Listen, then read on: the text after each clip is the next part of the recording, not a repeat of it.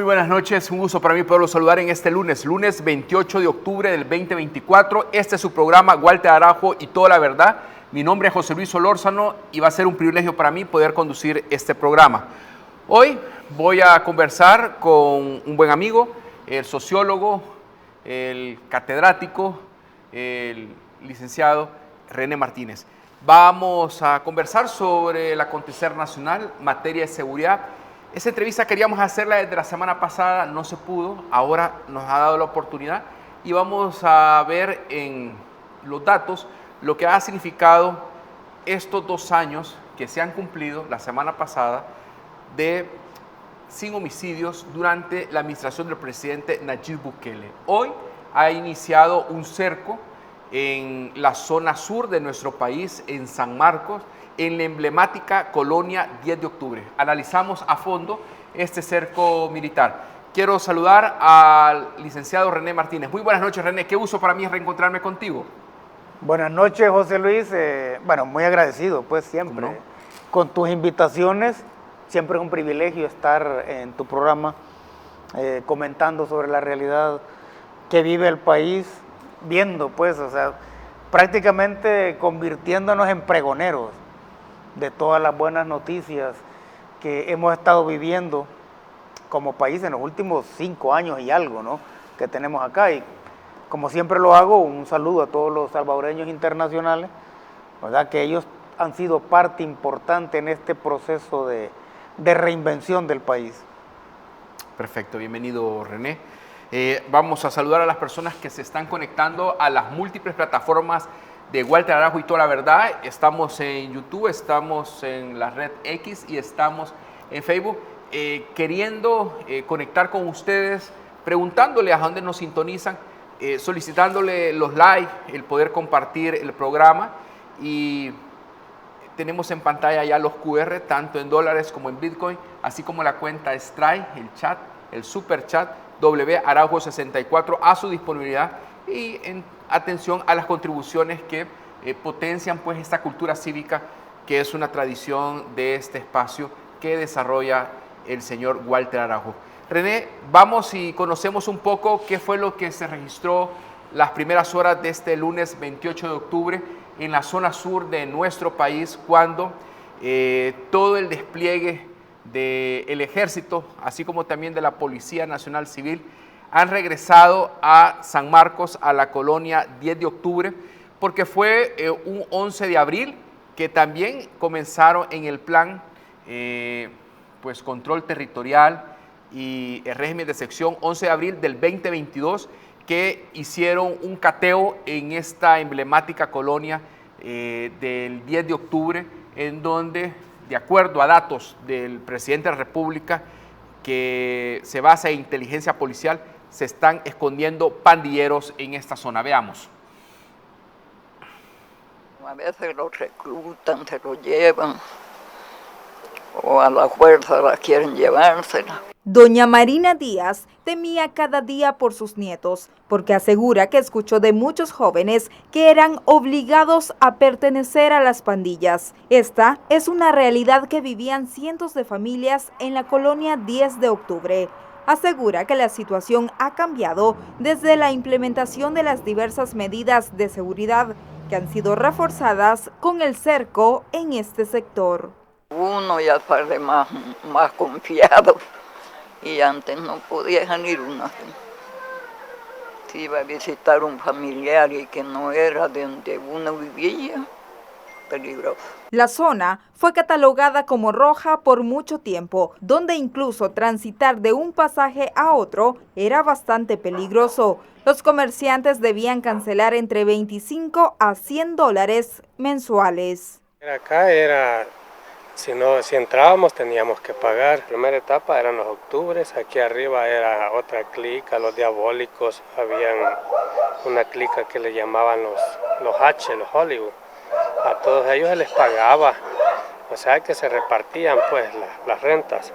El cerco de seguridad no ha interferido en las labores cotidianas de los salvadoreños de bien, quienes amanecieron con la presencia policial y militar en cada esquina. Le agradezco mucho al presidente y a todos los personal, ¿verdad?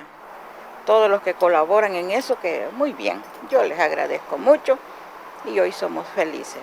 Gracias a Dios nos sentimos bien seguros ya, entonces ya podemos caminar más libremente aquí. Así las reacciones de sus residentes. Estamos hablando de un sector, licenciado Martínez, donde son aproximadamente 1000 casas. De estas 1000 casas se han comenzado la requisa y se mantienen en territorio. Sabemos que a esta hora de la noche se encuentra el vicealmirante Francis Merino Monroy en el territorio cumpliendo las 24 primeras horas de este cerco policial. Sorprende a la población salvadoreña que de pronto las autoridades siguen recibiendo información de remanentes de pandilleros. Mira, cuando inicia el plan control territorial y sobre todo cuando se decreta por primera vez el régimen de excepción, sabíamos que no era una tarea fácil. O sea, estábamos en un país, solo para poner algunos datos, ¿no? El 80% del territorio, por lo menos, controlado por las pandillas. El 100% de ese territorio controlado son zonas populosas, pues. O sea, zonas donde vive la gente humilde, la gente que no tiene ingresos muy elevados. Ese era el control que tenían las pandillas. Se sabía de antemano también que se estaba hablando de alrededor de unos 80,000 por lo menos, 80,000 pandilleros, cuya tasa de crecimiento era de alrededor de 3,000 por año, ¿no? Esas fueron las condiciones heredadas. Entonces, cuando se decreta por primera vez el régimen de excepción, sabíamos que no iba a ser fácil. Sabíamos que se iba a estar prorrogando todas las veces que fuera necesario, pero los resultados inmediatos que la gente empezó a ver hicieron que prácticamente la población se convirtiera también en parte estratégica de ese plan control territorial, porque acá estamos frente a dos situaciones, ¿no? Una que es la de la gobernabilidad en el territorio, esa la garantiza el ejército y la policía, esa es la gobernabilidad en el territorio. Eso fue lo primero que se hizo. Tú recuerdas que se empezó con la captura masiva, pues, porque tenías que desarticular las bandas. Después se pasó a una etapa de extracción y después a la etapa de los cercos, ¿no? Ahora, sabiendo eso y sabiendo la magnitud del problema, obviamente muchos pandilleros lograron moverse o lograron esconderse. Entonces, cuando la población pasa de esa gobernabilidad en el territorio, que es la que garantiza el ejército y la policía, se pasó a una nueva fase que es la gobernabilidad desde el territorio. ¿Qué significa esto? Significa que la población que empezó a vivir pues en un clima absolutamente distinto, que empezó a ser suyo, ese clima de paz, ese clima de recuperar las calles, prácticamente recuperar su vida, ¿no? Prácticamente salir de la prisión en la cual estaban recluidos por manos de las pandillas. Entonces la gente asume como suyo ese nuevo El Salvador que se está construyendo. Entonces la gobernabilidad empieza a ejercerse desde el territorio. Y eso lo vemos cuando la gente te denuncia y te dice, miren, en esta zona hemos visto movimientos de pandilleros o hemos visto que se están reagrupando. Y eso es lo que lleva, creo que van alrededor de 7 o 9 cercos. 9 cercos. Y esos cercos se han montado precisamente porque la población ha pedido y ha denunciado esta presencia de los grupos de pandillas. Ahora, ¿por qué es importante desarticularlos? Porque se pueden constituir en lo que se conoce como una masa crítica.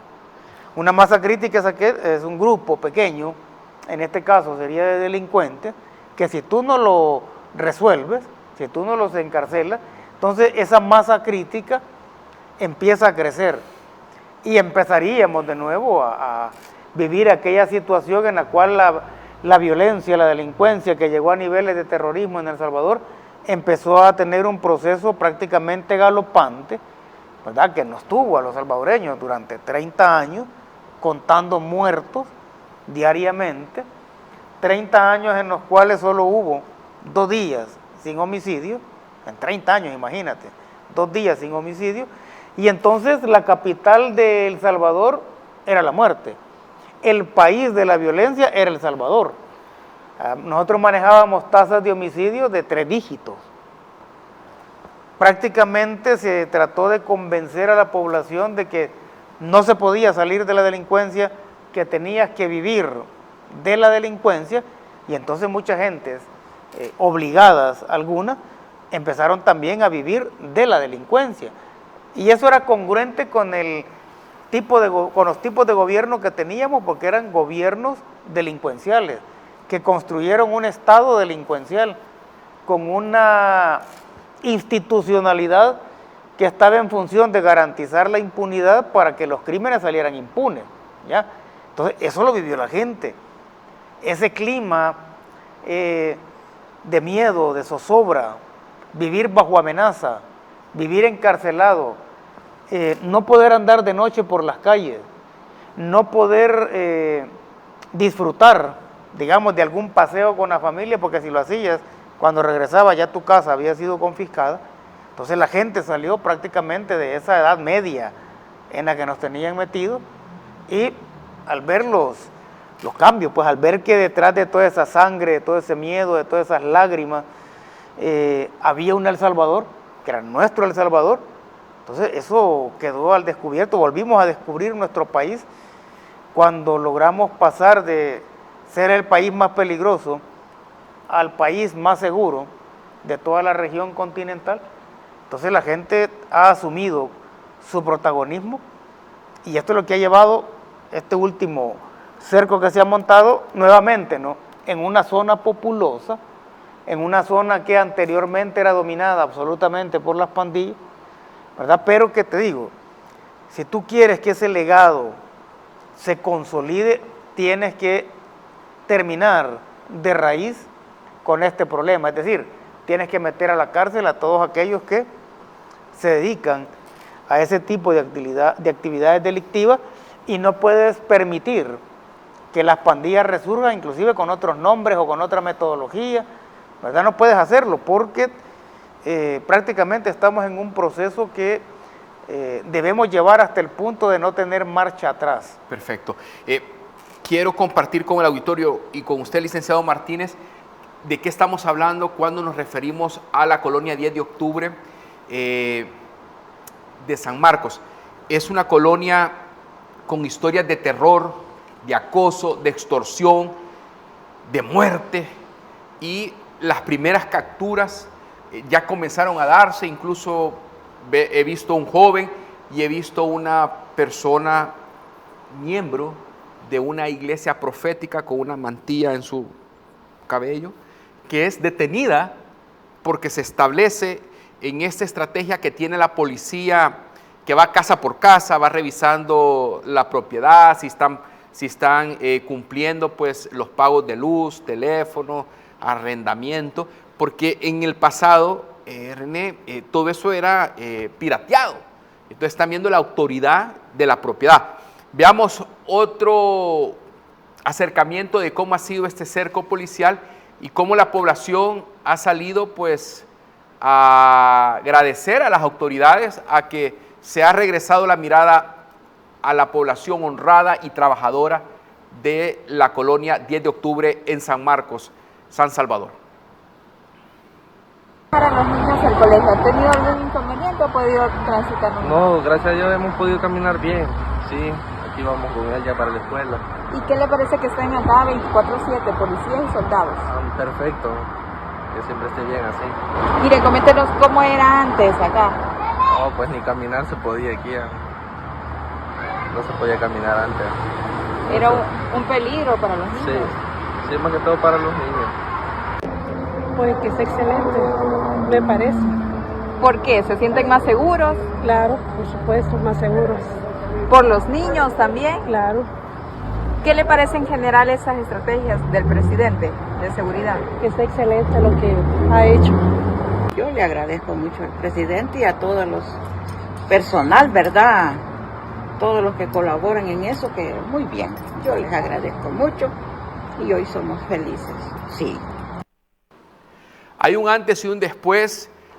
En el pasado la presencia militar, la presencia policial era sinónimo de preocupación, de ansiedad. Ahora es este el rostro que ha recibido pues a esos 2.000 efectivos militares, la tropa, y 500 policías, que es el personal que designó el presidente de la República, Nayib Bukele, para ir a encontrar esos pandilleros que estaban escondidos o están escondidos en la colonia 10 de octubre. Esta es la normalidad. Así estamos viviendo. Sí. Bueno, fíjate que ahí en las declaraciones de la gente, Sí, señor. bueno, hay un cierto miedo de la gente también, porque ellos fueron los que vivieron prácticamente durante 30 años sometidos por el miedo. O sea, imagínate tú a las madres prácticamente con el corazón en la mano, cuando sus hijos no regresaban de la escuela a la hora, o cuando sus hijos no regresaban del trabajo a la hora normal. Sí. ¿Ya? Entonces, esa situación de miedo, esa situación de estrés que se vivía, era el día a día de estas personas. Eso está a la orilla de la autopista de Comalapa. Sí, está a la orilla. Fíjate que cuando uno hace un mapeo de dónde fueron los puntos más calcinantes de la delincuencia, tú los ubicas y vas a ver que los puntos más rojos eran precisamente las zonas más populosas. O sea, eso fue lo que nos llevó prácticamente después de la firma de unos acuerdos de paz que al final fueron un pacto entre victimarios, ¿verdad? Eso nos llevó a una guerra social de pobres contra pobres, y fue en las zonas populares, ¿verdad?, donde esta guerra civil cobró alrededor de 120,000 vidas, sin contar las decenas de miles de salvadoreños que tuvieron que salir huyendo, sin contar los cientos de miles de horas que los padres pasaron en vela, pues, esperando a sus hijos, ¿ya? Sin contar las decenas de millones de dólares que le sacaron de los bolsillos a la gente humilde, a los empleados, a los que ponían una tiendita o una venta de pan. O sea, sin contar todo eso, ¿verdad? Sin contar todo eso, nosotros vivíamos incluso en una situación que solo era propia del oscurantismo, pues. Eso era lo que vivía la gente. Precisamente esas circunstancias son las que llevaron a la población a darle todo su apoyo al presidente Nayib Bukele, ¿verdad?, porque sabían que tenían que resolver ese problema, un problema que ellos venían denunciando, ¿verdad?, encuesta tras encuesta durante 30 años, y ninguno de los gobiernos de turno, ¿verdad?, escuchó ese clamor popular de la población diciendo, miren, nuestro principal problema es la delincuencia, ¿verdad? ¿Por qué? Porque tanto Arena y el FMLN son los autores intelectuales de esta era de la gran delincuencia, son los autores intelectuales de esta masacre prácticamente, de este genocidio que hubo de sectores populares, de personas viviendo en los sectores populares, y ellos fueron los autores intelectuales de esta gran conspiración en contra de la población, ¿verdad? Porque es una conspiración, porque tenía tinte político. O sea, si tú tenías a la gente metida en el miedo, pues esta gente no se iba a fijar en todos los actos de corrupción galopante que se estaban cometiendo, porque su problema principal no era ese. Fue un baño de sangre el que vivimos, que engordó las cuentas de ahorro de todos los medios de comunicación que vivían prácticamente de exponer, ya sea en los titulares de los periódicos o en los noticieros, la sangre, los muertos, los mutilados. Bueno, había noticieros de sangre. Y la sangre era la que les estaba dando dinero. La sangre del pueblo era la que estaba siendo la coartada perfecta para solicitar la ayuda internacional de parte de las ONGs encargadas de los derechos humanos. Solo que le faltaba poner ahí, derechos humanos de los victimarios. Y también, esa era una gran conspiración porque obligó a decenas de miles de salvadoreños a huir del país. Fíjate bien que la palabra que usé, huir, no dije emigrar, dije a huir del país. Sí, señor. Salvadoreños que al nomás cruzar la frontera perdían su nacionalidad porque perdían los derechos políticos activos y pasivos. Y entonces, al nomás cruzar la frontera huyendo de la violencia, ellos se convertían simple y sencillamente en remeseros.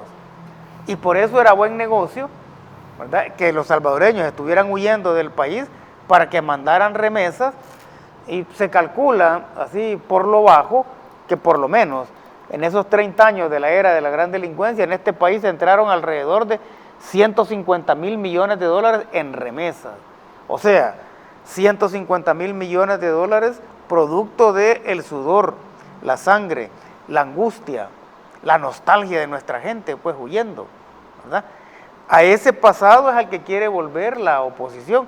A eso es lo que ellos, eso era lo que ellos llamaban la democracia perfecta. Esa situación de miedo en la que vivía la población es lo que ellos añoran que se vuelva a instalar. Y han llegado algunos incluso que se consideran como pregoneros de la oposición a decir que ellos nunca vieron un pandillero. O sea, creo que todos, acá todos los que tienen al menos 3 neuronas funcionando, recuerdan las 14 personas que fueron calcinadas dentro de un microbús, y al que intentaba salir del microbús lo agarraban a balazos. O sea, ese fue un acto de terrorismo. 14 personas calcinadas en un microbús. Todos recordamos los 12 trabajadores del sector eléctrico que fueron despedazados en San Juan Opico, y hasta subieron los videos.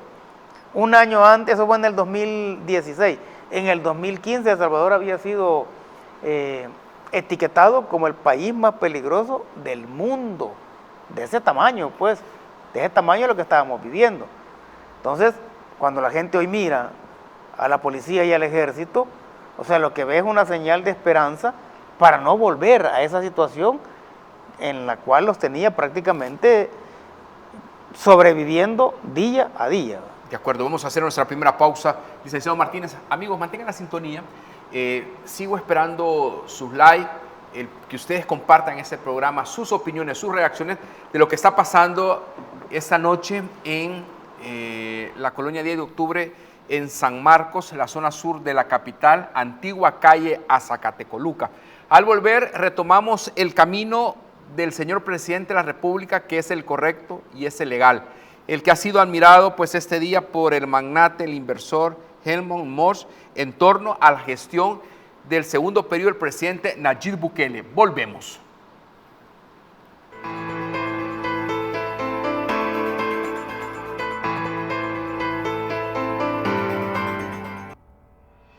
Nuestra visión es ser una empresa de vanguardia en la transmisión de energía eléctrica, contribuyendo así al desarrollo de nuestro país, El Salvador.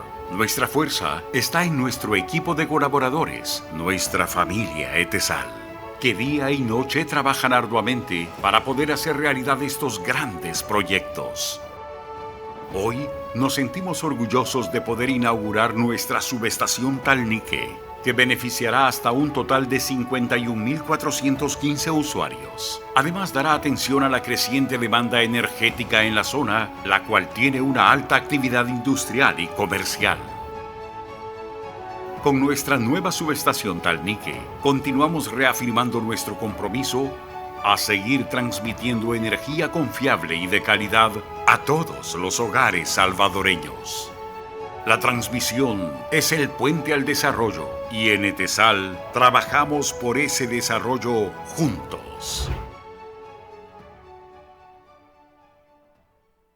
Un lugar adecuado con las personas correctas hacen que cualquier momento sea perfecto. Déjanos ser ese lugar. Déjanos brindarte esa atención, porque te mereces lo mejor. En Argueta Hotel te ofrecemos servicios las 24 horas del día. Estamos ubicados a 3 minutos del aeropuerto. Contamos con cómodas habitaciones individuales hasta familiares. Argueta Hotel, un descanso en tu camino.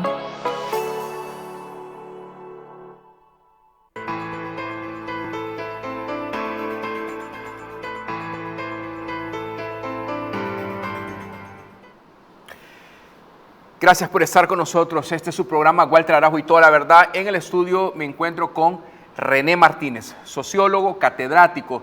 Les reitero que tenemos en pantalla pues los QR tanto en Bitcoin como en dólares y el super chat de Stripe, WArajo64, a espera de sus contribuciones para la cultura cívica. Hoy conversamos sobre este cerco de seguridad que se ha instalado la madrugada de este lunes en la colonia 10 de octubre, ubicada en San Marcos, donde llega y está contiguo al punto de la ruta A. Y prácticamente es un sector muy populoso que une prácticamente el ingreso a este barrio San Jacinto emblemático en la zona sur. René, ha habido bastante comparación de cuando empezó el régimen de sección, en donde un 11 de abril del 2022 se capturan entre 42 a 38 pandilleros acá en la colonia 10 de octubre. La mayoría de ellos estaba requerido por asesinato, por extorsión y también por grupos delincuenciales. Vivían ahí. Allí los fueron a extraer y los presentaron a la población como esa requisa que duró 4 días, empezando el régimen de sección. Sí. Hoy el ministro de Seguridad, de Justicia y Seguridad ha dicho que tienen toda la tecnología actualmente en la colonia 10 de octubre. Hablamos de medios electrónicos, hablamos de drones, tienen todo el equipo del ejército para enfrentar a esos pandilleros si ponen resistencia, y llevan información de inteligencia policial con nombres, las direcciones y los delitos que se les acusan a estas personas que han seguido operando escondidos y usando a la población como un escudo en esta colonia 10 de octubre. Y es que la población era el escudo. O sea, esa red de delincuencia que logra montar las pandillas en El Salvador, el sustento que tenían, el escudo que tenían era la población. Entonces esa población inclusive era la que no solo era sometida en términos físicos o financieros, sino que también era obligada a convertirse en el escudo de ellos. Entonces así lograron montar toda una red que se fue haciendo cada vez más compleja, porque inclusive empezó a involucrar con el dinero, pues obviamente obtenido de la extorsión, empezaron a poner incluso negocios, ¿verdad? Empezaron muchos también a hacer de las iglesias una fuente de reclutamiento y una fuente también de escondite para muchos pandilleros, ¿no? Entonces, el régimen de excepción inicia precisamente con la captura masiva. Es correcto. de pandilleros, y lo importante de eso, bueno, tanto en aquel entonces como ahora, es que se tenían los datos. De muchos de esos pandilleros se tenía la inteligencia, ¿verdad?, que los ubicaba. Y muchos de ellos se podía ver en los partes que habían estado presos varias veces. Y habían estado presos por homicidio, es decir, habían estado presos por delitos por los cuales no deberían andar en la calle. Sin embargo, andaban en la calle. O sea, estaban manchados. Estaban manchados, y algunos, yo recuerdo pues en televisión que de repente decían, antes de Nayib, ¿no?, que habían capturado a fulano, que este fulano había estado preso 5 veces, 10 veces, y entonces lo que uno se preguntaba, bueno, y si había estado acusado de ese tipo de actos, ¿verdad?, que ameritan por lo menos 20 años de cárcel, uno decía, bueno, ¿y cómo es que está libre? ¿Y cómo es que salía cada vez? Y entonces eso nos llevó a la conclusión de que prácticamente toda la institucionalidad estaba en función de la impunidad. ¿Por qué? Porque también se tenía en modo impunidad a todos los políticos que prácticamente podían hacer en este país lo que quisieran, podían robar lo que quisieran, es más, podían exhibir lo que habían robado, ¿verdad? Entonces allí se llegó, la violencia llegó al límite del cinismo en el caso de los políticos, porque exhibían. Y si acaso, digamos, alguno de ellos era perseguido por la ley, lo cual era muy raro, si acaso ocurría eso, había un artículo en la Constitución que decía que los delitos de corrupción prescribían a los 10 años. Sí, señor. Entonces esto lo único que tenían que hacer era robar como degenerados.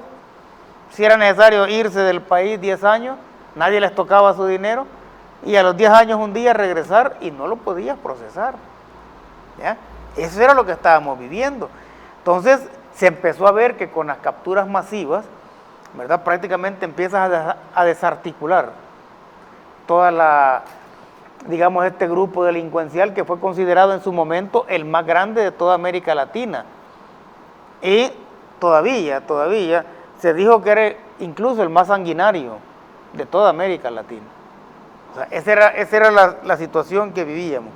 A eso le llamaban democracia, a eso le llamaban división de poderes, a eso le llamaban derechos humanos, ¿ya? Pero cuando nosotros escuchamos a la población y cuando nosotros empezamos a hacer el detalle de todo lo que nuestra gente vivió, empezamos a ver que prácticamente estábamos siendo sometidos, amenazados, asesinados, ¿sí? Y expropiados, ¿verdad? En nuestro propio país. De acuerdo. Ya, esas eran las circunstancias en las que estábamos viviendo, y entonces la gente, cuando mira que todo cambia a raíz del régimen de excepción, cuando mira que ya ahora ya no estamos contando muertos, sino que estamos contando días sin homicidios, y que estos ya llevan, si lo sumamos uno a uno, ya son más de 2 años. Son de días. 736 días hasta esta noche. Entonces, en lugar de estar contando muertos, estás contando días sin homicidio. Vidas. ¿Ya? Ahora, ese es un cambio radical. Entonces, eso es lo que explica el por qué el liderazgo y el apoyo hacia el presidente Nayib Bukele sigue intacto. Y no es, como dijo un encargado de una encuesta en el país, no es una cuestión de fe, ¿ya? Porque no es una cuestión de fe. O sea, el respaldo que tiene el presidente de la República no es por fe, sino que a eso se le llama verdad pragmática. ¿Sí? Una verdad pragmática que es tan válida como la verdad científica, solo que en ámbitos distintos. ¿Y cuál es la verdad pragmática?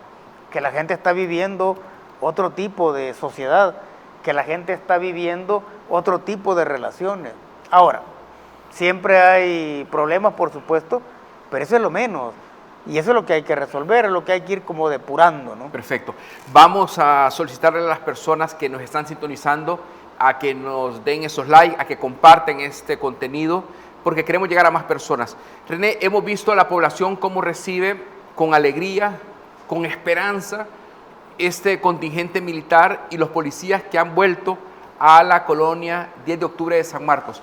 Y de pronto aparece el secretario general del Frente Farabundo Martí para la Liberación Nacional, el señor Manuel Flores, o el Chino Flores, y se queja. Veámoslo. Pues imagínense que en el país más seguro de América Latina hay cercos de seguridad militares. Significa que no es cierto. ¿Ya? Cuando se implementan cercos de seguridad, no es seguridad, es militarización. Eso es lo que la sociedad señala. Entonces, ¿de qué se trata? Pues no hay control, ¿verdad? Solo es bastante capacidad, digamos, de publicidad. Eso es la realidad. Ojalá pues la seguridad fuera que no hay policías ni militares y que la gente tranquilamente se exprese y no la corran de su trabajo. ¿Verdad? Que marche tranquilamente y no la corran de su trabajo. Eso es seguridad. Para llegar a eso, falta, pero lo vamos a lograr. Nosotros tenemos propuestas claras. Delincuentes, criminales, asesinos se van a poder ir en la cárcel, pero toda gente inocente tiene derecho a un juicio justo y a no ser capturada por ser solo sospechoso. El inocente es inocente, y en ese caso creo que la gente está entendiendo lo que significa un régimen de excepción politizado. Para algunos puede ser anacrónico las expresiones del señor Manuel Flores y lo sometemos a su análisis. ¿En qué contexto se pueden entender estas palabras en donde vuelve la crítica? ¿En qué contexto se pueden comprender? Pues sí. En el contexto de lo absurdo, en el contexto del surrealismo, si querés, ¿no? Una cosa, es que lo que pasa es que imagínate que tú tienes que estarle explicando eso a la oposición, ¿no? O sea, una cosa es una sociedad militarizada y otra cosa muy distinta es los militares garantizando la seguridad en algunos lugares. Es distinto. Si no es lo mismo militarización a que los militares estén en la calle. Es distinto, esencialmente distinto. ¿Ya?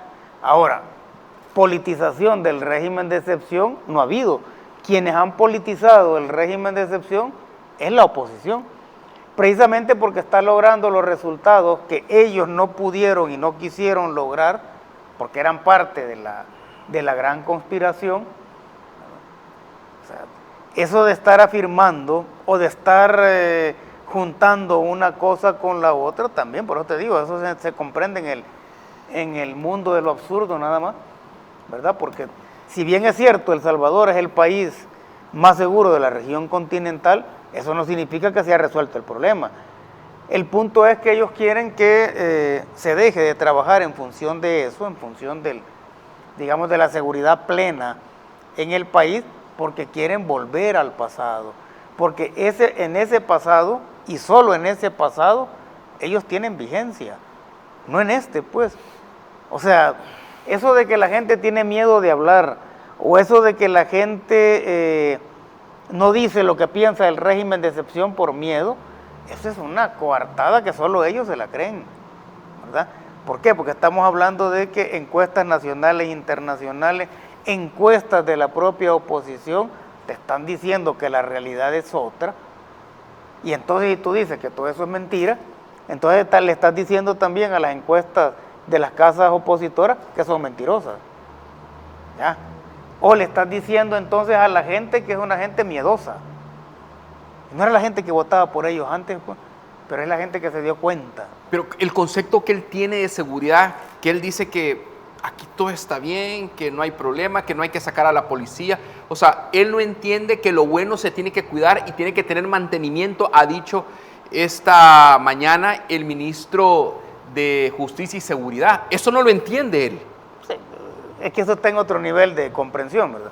Ahora, pero esa es una trampa también. Porque él viene de México, viene del Zócalo, en donde Claudia Sheinbaum, la nueva presidenta de México, ha dado por terminado esos abrazos por balazos y ha empezado un nuevo programa de seguridad, el cual solo hoy ha habido 42 muertos. Sí.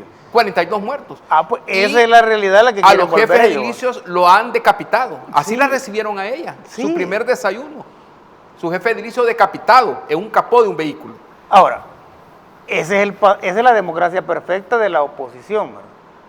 O sea, por suerte que nosotros tenemos una oposición bastante obtusa, ¿verdad? Que no comprende, pero cuando él te dice, no hombre, si este es el país más seguro y entonces que no haya ni policías ni militares, esa es una trampa, porque ellos quisieran que no hubiera presencia de ese tipo, o ellos quisieran que la policía o el ejército no reaccionara, digamos, cuando es necesario ir a una zona populosa, hacer un cerco para extraer, ellos quisieran que no funcionara o no reaccionaran los cuerpos de seguridad, porque lo que quieren es que las pandillas vuelvan a reagruparse y a crecer.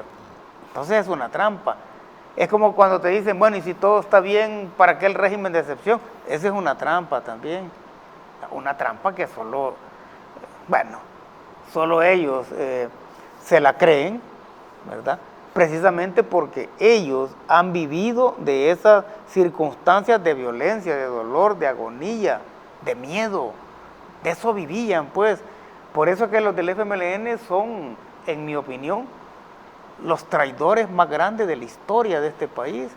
O sea, el FMLN cometió la traición más grande de la historia porque traicionó a su pueblo.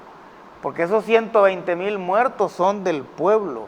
Era una guerra social de pobres contra pobres, ¿verdad?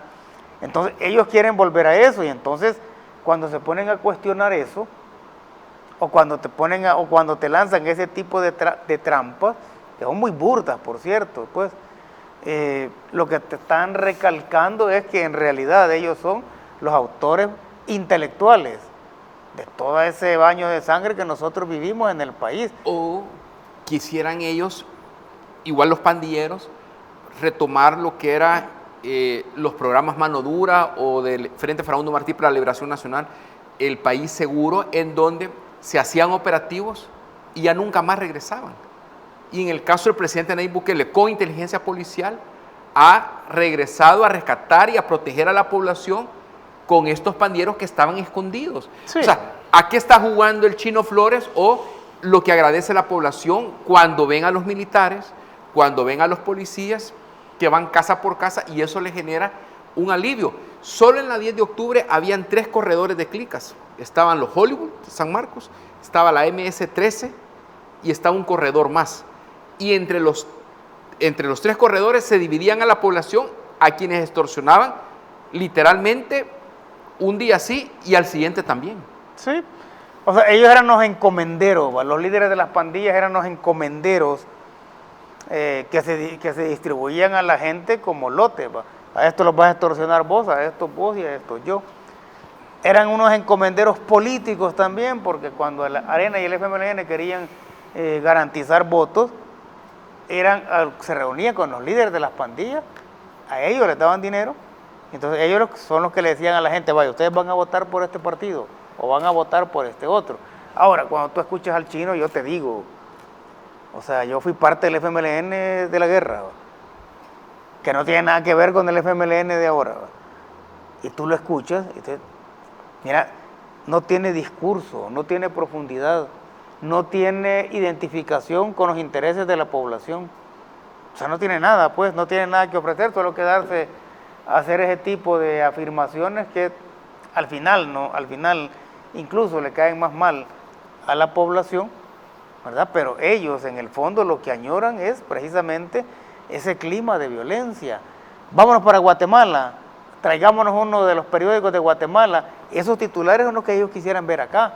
Vámonos a México, esos titulares de sangre que allá se están viviendo son los que quisieran ellos vivir acá, porque eso era para ellos la democracia, ¿verdad? Entonces, no extraña pues que ni el Chino Flores ni nadie de la oposición salga diciendo eso, porque recuerdo yo uno de los actos de cinismo repetido 2 veces más grande en este país fue poner al frente de la Policía Nacional Civil a alguien que era dueño de agencias privadas de seguridad.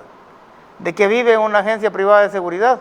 De la delincuencia, ¿ya? Si no hay delincuencia, no hay negocio de agencia privada de seguridad. Entonces, si tú pones a un director de la Policía Nacional Civil que es dueño de agencias de seguridad, ¿cómo te va a resolver el problema si de eso vive? Ok. O sea, prácticamente se reían en nuestras narices, ¿sí? Se pavoneaban en nuestras raíces, jugaron con la sangre de nuestra población y eso la gente no lo va a olvidar, jamás, ¿no? O sea, si hay algo que se puede aseverar en términos políticos es que ni el FMLN ni Arena vuelven bajo ninguna circunstancia otra vez al poder en este país. Perfecto. Vamos a nuestra siguiente pausa. Mantenga la sintonía. Cuando regresemos, seguimos viendo los materiales de este cerco de seguridad en la colonia 10 de octubre de San Marcos.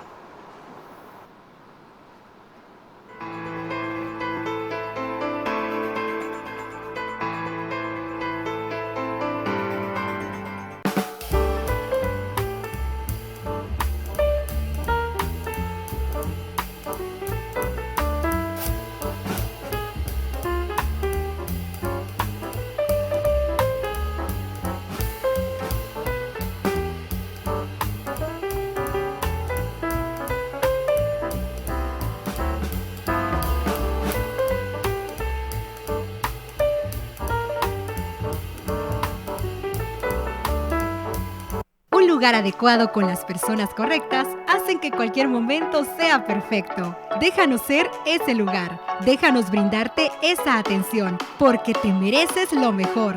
En Argueta Hotel te ofrecemos servicios las 24 horas del día. Estamos ubicados a 3 minutos del aeropuerto. Contamos con cómodas habitaciones individuales hasta familiares. Argueta Hotel, un descanso en tu camino.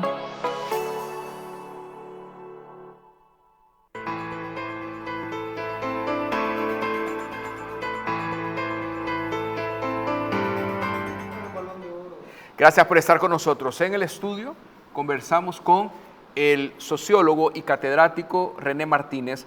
Este es el programa Walter Arajo y toda la verdad, y yo soy José Luis Solórzano. Vamos y tratamos de indagar un poco sobre lo que se informó en torno a la inteligencia policial que había determinado que en la colonia 10 de octubre en San Marcos, San Salvador Sur, se encontraba un grupo de pandilleros escondidos.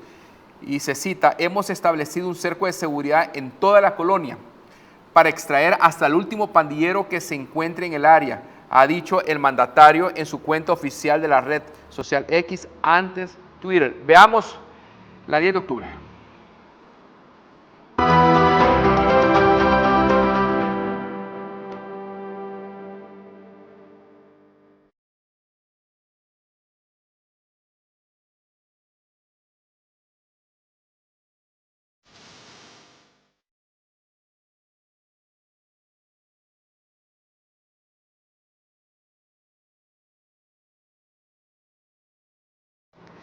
Esas eran algunas imágenes en torno a la 10 de octubre. Vamos a esperar más materiales.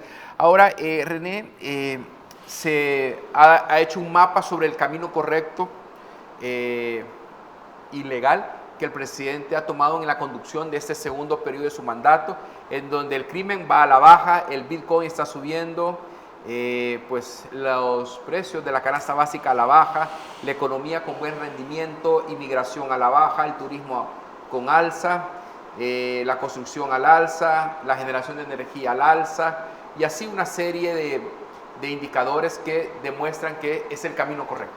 Sí. Ahora, cuando tú estás, bueno, en cualquier tipo de circunstancia, pero particularmente si estás dirigiendo un país, tú sabes que puedes hacer viable ese país si resuelves primero los problemas urgentes y después los problemas importantes. ¿Cuál era el problema urgente? El problema de la inseguridad ciudadana. Ese es el problema urgente de resolver. Tú resuelves ese problema, puedes pasar entonces a los problemas importantes. ¿Y cuáles son los problemas importantes en este caso? Sí. ¿No? Todo lo que tienen que ver con el progreso económico y el desarrollo social. Entonces, para eso tú tienes que generar empleo y vas a generar empleo constituyéndote como un país con ventajas competitivas, ¿verdad?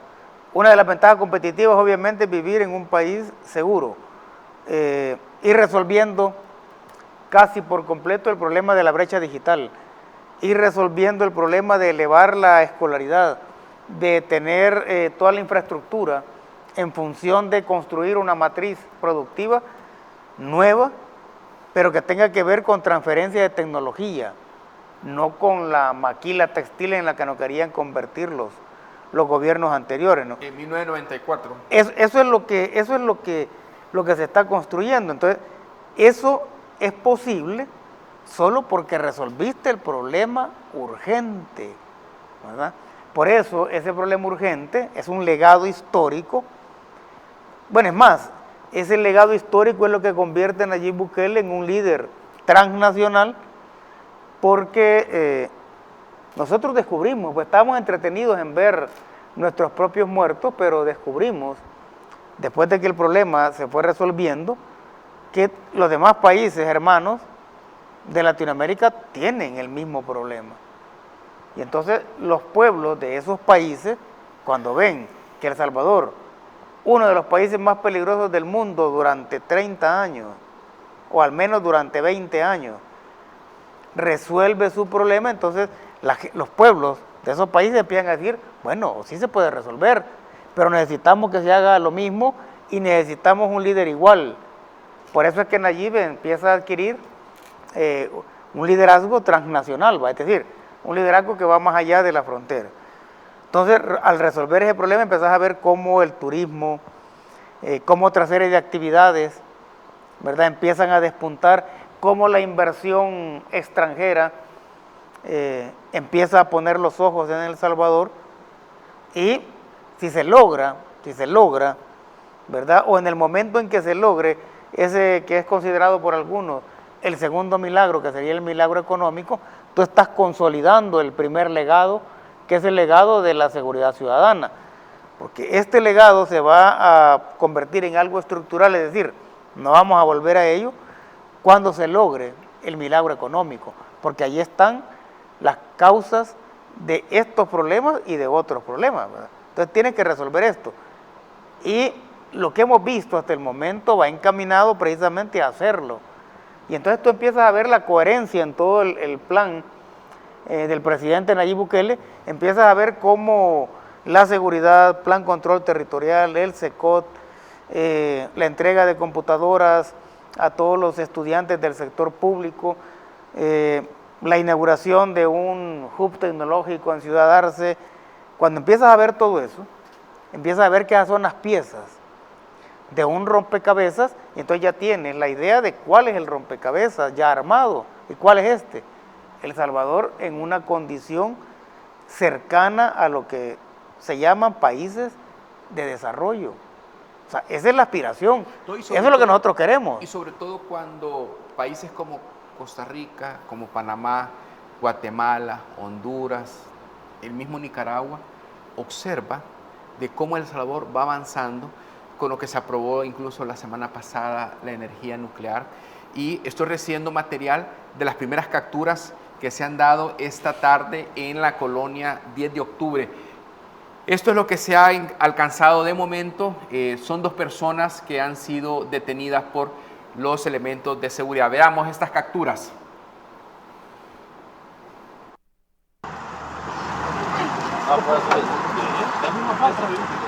Aquí atrás.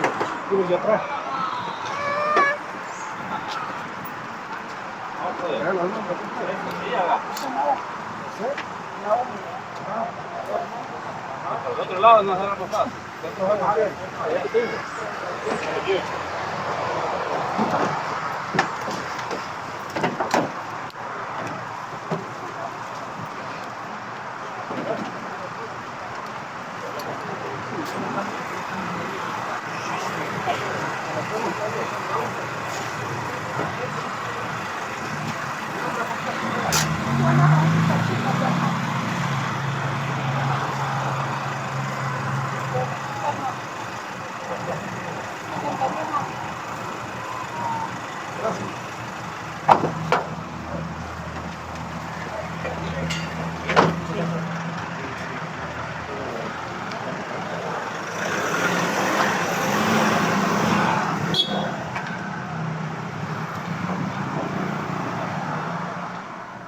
Esta es la etapa de extracción, son 2 personas, una persona adulta y un joven que han sido detenidos. Son los primeros capturados en esta actividad en torno al cerco de seguridad. Eso va a ser frecuente, esto no es que les sorprendan a ninguno de los 2 que han capturado, como que ya sabían lo que estaba pasando y la autoridad ha llegado a hacer este tipo de requisas, casa por casa, y estas personas fueron las que han sido detenidas de manera inicial. Esto va a ser frecuente porque muchas personas se están preguntando, ¿y hasta cuándo va a estar ese cerco de seguridad? Hasta que se capture al último pandillero, como ha dicho el presidente de la República. Así se hacen los trabajos, René.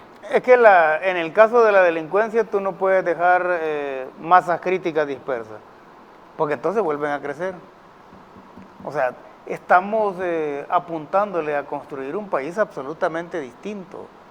Con todas las fallas o con todos los errores que se puedan cometer, esos errores son perfectibles, tú tienes que resolverlos, pero la condición, el nuevo país que estás construyendo, eso es a lo que se le apunta, ¿ya?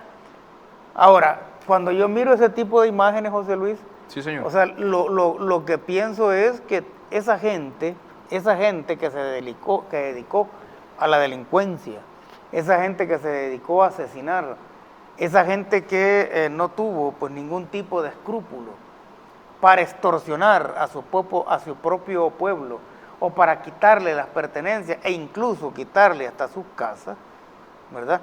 Esa gente está en esa condición producto de todo lo que no hicieron los gobiernos de Arena y el FMLN. Si ellos hubieran resuelto el problema cuando este problema recién iniciaba, obviamente no estuviéramos viendo este tipo de escenas, ¿no?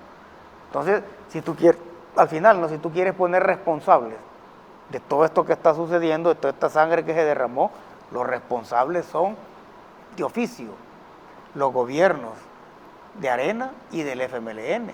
Entonces, a ellos tienes que deducirles la autoría intelectual también de toda esta sangre, porque ahorita lo que estamos viendo son los autores materiales de asesinatos, de extorsiones, pero hay una gran autoría intelectual de todo esto, que es lo que llevó al país a circunstancias como esa, ¿no? De tener un estado delincuencial, de tener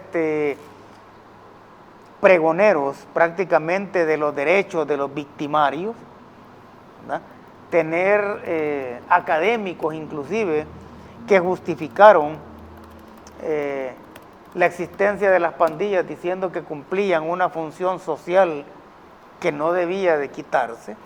Correcto. Hasta ese nivel de perversión Ahora, llegamos, ¿no? René, esta madrugada se ha roto otra vez aquel código que ya había regresado a la 10 de octubre, que era de muerte y de respetar el ver, oír y callar. Ahora la gente ha recuperado pues esa tranquilidad que ya no vivían ahí, y la vida normal ha regresado. Ya no hay pandilleros que están operando, ya no hay pandilleros que tenían sometida a esta colonia, a estos niños, a estos jóvenes, a estos padres de familia.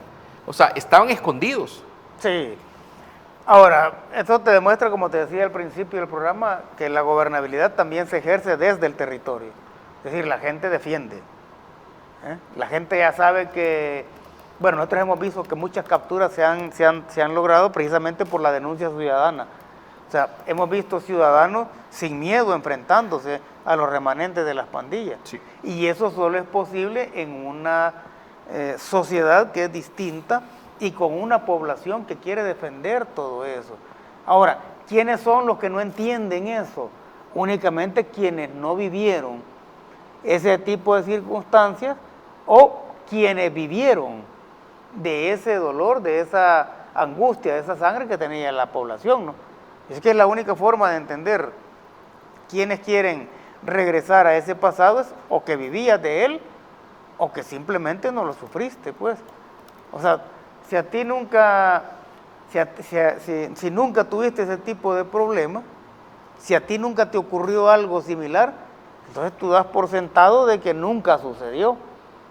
Y eso es como tapar el sol con un dedo, ¿no? Ahora, ese régimen de excepción, esos cercos de seguridad y todo lo que tiene que ver con el plan control territorial en el territorio y desde el territorio, quienes van a decidir, José Luis, cuándo ponerle fin a esto es la población. La población es la que va a decir, levantemos el régimen de excepción, porque ya estamos seguros de que no hay ningún remanente de las pandillas. Perfecto. Y yo estoy seguro que el presidente de la República va a escuchar eso. Y en ese momento se va a levantar el régimen de excepción. O sea, no se va a levantar por lo que diga la oposición. Eso me tiene sin cuidado a mí y tiene sin cuidado a toda la gente, ¿no? Sino que ese régimen se va a levantar cuando la gente diga, ya es hora de levantarlo. Se celebra esta acción policial y la conducción del presidente Nayib Bukele, que está a cargo de este cerco de seguridad. Sí, es que la única forma de que funcione o de que haya funcionado el plan control territorial es que tú tengas un liderazgo como el de Nayib Bukele. En otros países ya vimos cómo algunos presidentes han tratado de emular el plan control territorial, lo cual es bueno, claro, pero no han tenido los liderazgos políticos como el del presidente Bukele y entonces se les está cayendo todo eso. Perfecto. René, gracias por haber estado esta noche. Gracias por la invitación, José Luis. Un saludo, una despedida a todos los salvadoreños internacionales. Hay mucha gente que ha mandado un saludo personal a ti y también agradece al presidente Nayib Bukele este cerco de seguridad en la colonia 10 de octubre en San Marcos. Gracias por esa fiel sintonía. Nos encontramos el próximo miércoles 30 de octubre. Va a estar conmigo la vicepresidenta de la Asamblea Legislativa, la licenciada Alexia Rivas. Hasta entonces, si Dios lo permite, muy buenas noches.